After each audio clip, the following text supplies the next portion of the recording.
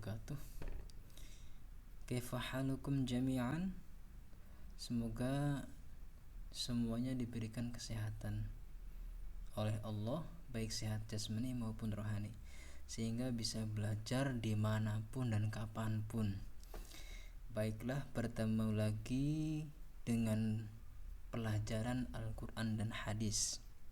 Oke, baik, kita awali pelajaran ini dengan baca basmalah. Bismillahirrahmanirrahim.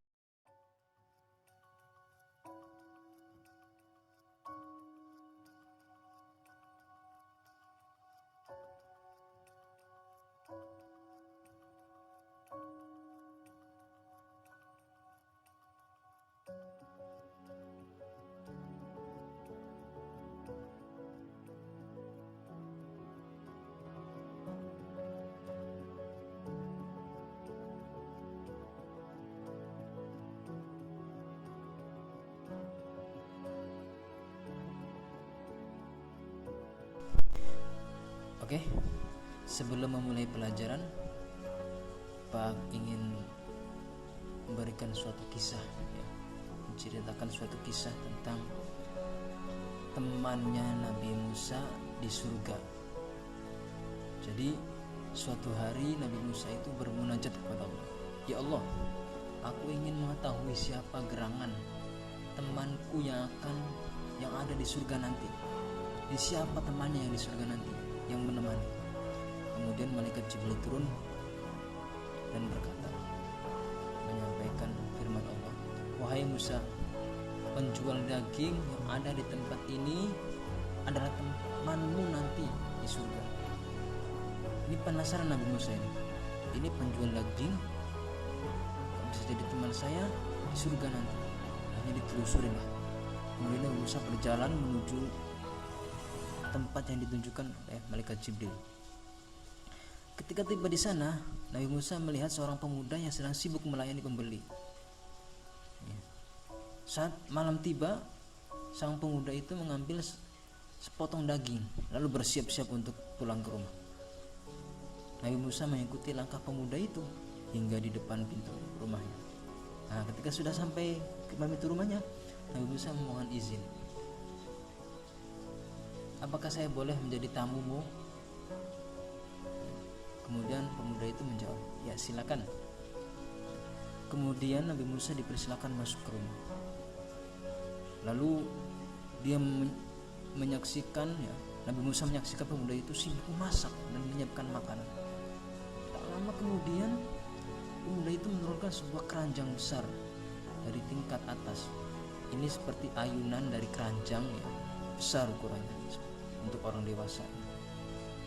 Ternyata di dalamnya terdapat seorang wanita tua reta.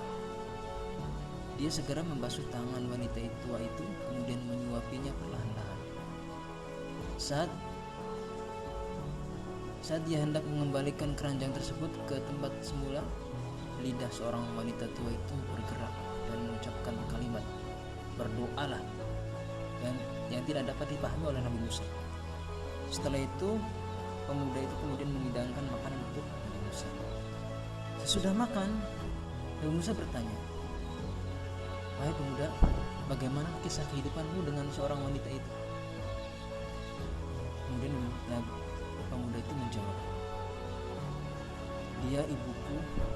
Setiap kali saya membasuh tangannya dan menyuapinya, dia selalu berkata, 'Semoga Allah mengampunimu dan memberimu teman di surga yang sederajat dengan Nabi Musa.'" Nah, ini dia doanya seorang ibu. Kemudian Nabi Musa berkata, "Wahai pemuda, aku memberimu kabar gembira bahwa Allah Subhanahu wa Ta'ala telah mengabulkan doanya." Jadi Allah mengabulkan doa ibu tadi berkat bakti, berkat pengabdian anak kepada ibu. Jadi Jibril telah membawa kepadaku berita tentang teman. Jadi engkaulah temanku nanti di surga. Subhanallah, ini ya, orang yang berbakti kepada ibu, orang tua, terutama ibu, itu balasannya tidak tanggung-tanggung. Coba aja itu ya, doanya seorang ibu itu sangat dikabulkan. Makanya jangan menyia-nyiakan doa. Minta didoakan oleh orang tua. Minta didoakan oleh orang tua. Doanya orang tua itu tidak akan tertolak. Pasti Allah mengabulkan. Makanya sering-sering minta doa kepada kedua orang tua, terutama ibu. Oke, itu saja yang dapat Bapak sampaikan. Nah, kita masuk ke pelajaran ya.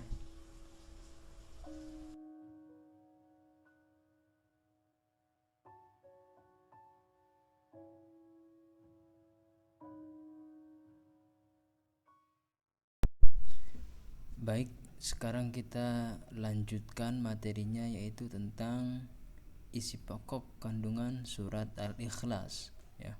Kalau kemarin kita sudah membahas tentang bacaannya, turunnya di mana dan sebagainya. Sekarang kita masuk ke isi kandungan ya.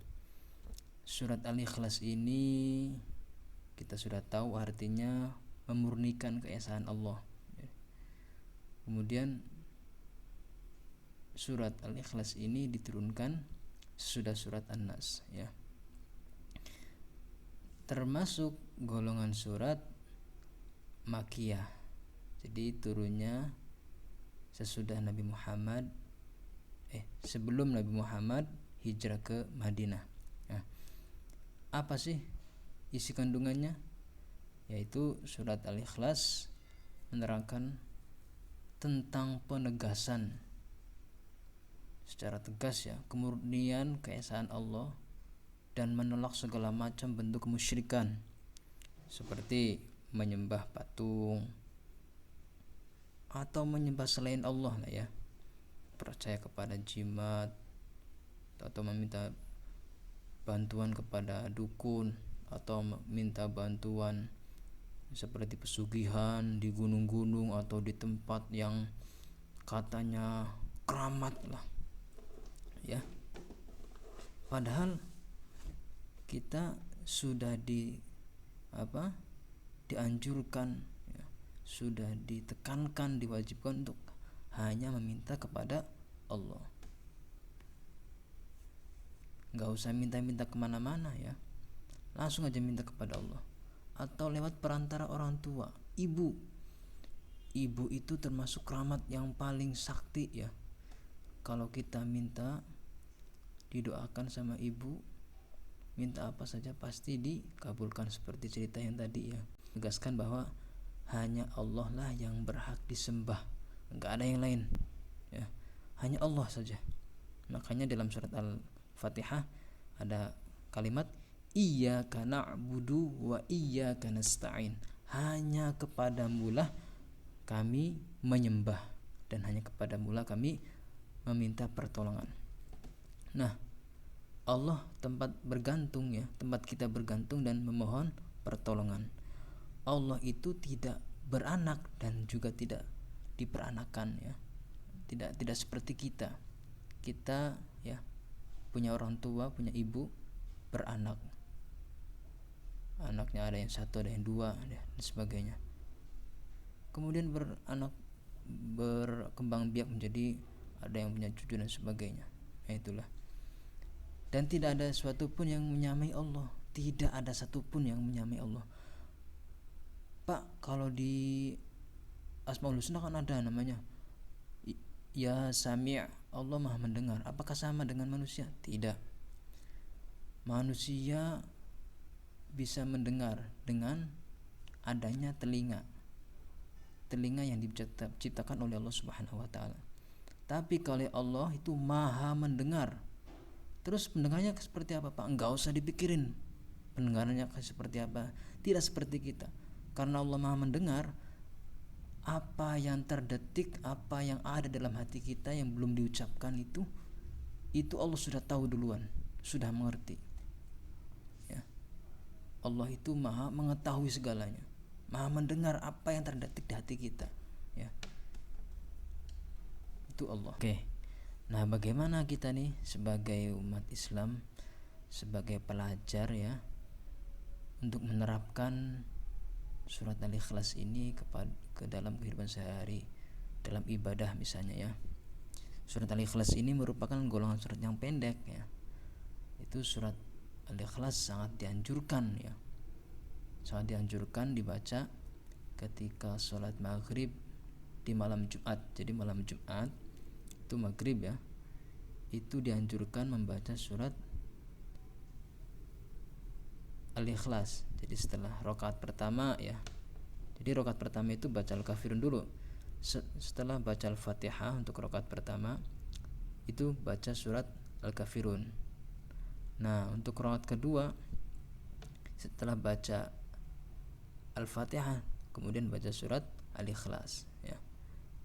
Begitu juga dianjurkan ya di sholat qobliyah subuh, sholat sebelum subuh, sholat sunnah sebelum subuh.